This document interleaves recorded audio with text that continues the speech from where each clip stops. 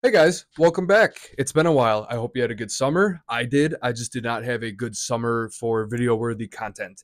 I had 3 videos planned. I made them, but none of them turned out the way I wanted to. They didn't have the endings I planned on. It was quite a surprise for me. So I cut the footage, I made the videos, and I was bored. I was bored as heck watching them. They were short, there was no good content, so I didn't even bother with it. So I figure I'll just catch you up on what they were and throw it all in one video. The first video circled all the way back to my first one with the Dodge. Before I got the Silverado and started this whole journey, I had that old red rusted out Dodge and I wanted to destroy it. I wanted to do a demolition derby or something like that.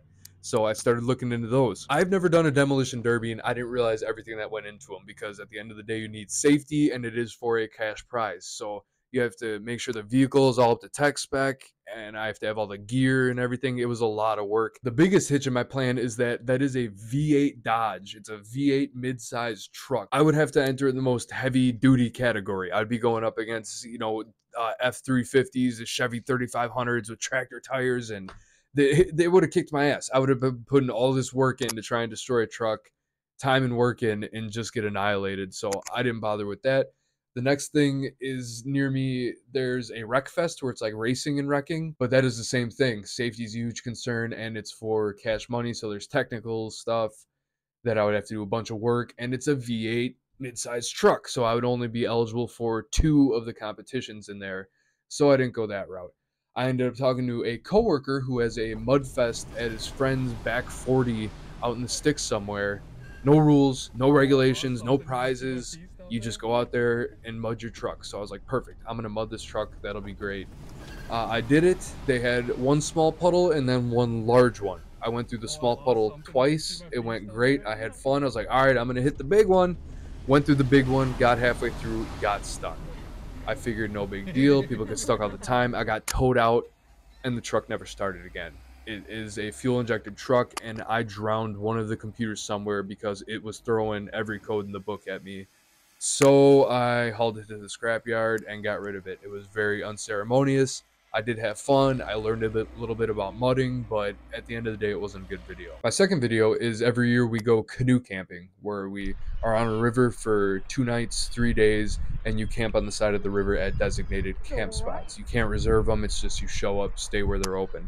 The first night was on and off rain. We got poured out as soon as we got there before we even got on the river, and then it was on and off all day, and it was chilly, so we didn't get out, swim, do all the stuff we usually do.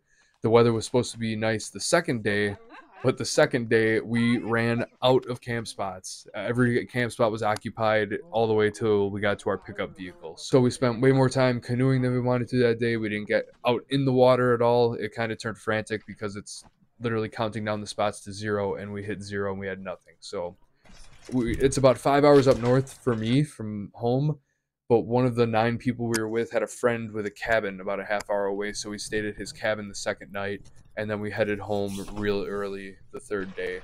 I've been doing this trip for over 10 years and we've never had that happen, so it was just kind of a bummer, especially with me trying to make a video out of it. It was one day and we didn't get to do any of the stuff we usually do besides paddle down a river. The third video, I did some updates to the garage. I don't know if you've been watching for a while. I made a one-off comment about my garage ceiling in one of the shots and how it was just plain insulation stapled up to the rafters that you could see. And I said, hey, I'm going to work on it eventually. Well, I did it this summer. One of the big things that was stopping me is the electrical in the ceiling. They just ran the electrical under the rafters and then put the outlets up. So if I put a ceiling up, it would be squishing the electrical. So I got a new breaker box, all new wiring, all new outlets in the ceiling, which was nice because I could move some stuff around that I didn't like. Got all new lighting, put the wafer board up. It's just some 1/4 inch wafer board for half and steel siding for the other half because it was free from someone who was doing a project upgrading their shed siding. So it's a little mismatched, but it kind of works out. And then I put in a lift, which is freaking awesome. I can finally save my back, save my knees. I can work at or above me. I've been wanting to do that for a while, but I used YouTube a lot for doing that whole garage project. And in the comments of every YouTube video, whether you're looking up electrical or ceiling or especially installing a lift, people hate everybody's methods. I've looked up a ton of methods and everyone was bashing them in the comments over something or another. So I didn't want to make a whole dedicated video of me working on the garage and get absolutely tore up in the comments. I'm just not built for that roughness. So if I'm recording out in the garage in the future and you see some things, you'll be like, oh yeah, he did this or that, and maybe you'll say they're wrong. It's whatever. But I've lifted about 15 cars on the lift. I've had no issues. I feel like I did it up to the standards and up to the book they gave me. And now for updates. There hasn't been much going on with the truck, but there has been a little bit. The first thing is I did all the front brake lines finally, which was nice because if you know those GM Silverados or just GM, I think GMT 400 is that they are GMT 4800. Anyways, they stick that ABS module right on the frame rail, and the lines are packed in there real tight, and they all rot. If you ever try to do one, you're most likely going to be doing all of them because you're bumping into the other ones, and it's a domino effect. So I did all of the lines. It's all brand new brake lines on that truck. I don't have to worry about it anymore, which is great with winter coming up. The second thing is the transmission cooler lines, which I talked about in that inspection video I did a while ago as well. Finally got all those done. I bought them like 6 months ago, and one of the lines was wrong, so I just kind of ate the cost on that one. I should have checked or just got off my ass and did it sooner, but I got that all squared away. The third thing is the headlights, which I just did today. I just got back in for putting them in. I did take the whole front grill off to get to the auxiliary trans cooler. So I had to take the grill off. The headlights were so foggy. I thought, all right, I'm just gonna get a cheap Amazon pair, and they look good. Everybody says they either get water in them or fog up right away. I'll definitely keep you updated. They were less than $80, like $76. I will be camping in it this winter, but probably not till February. So still a while. Still a while. Yeah. I mean, it's been a while. My upload schedule isn't regular. Obviously, this is months and months later, but it's because I want to have like a good content if I'm going to make a video.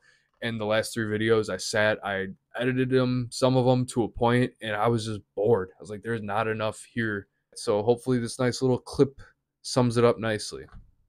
Anyways, I think that's it. Shoot, I forgot to do totals for the truck.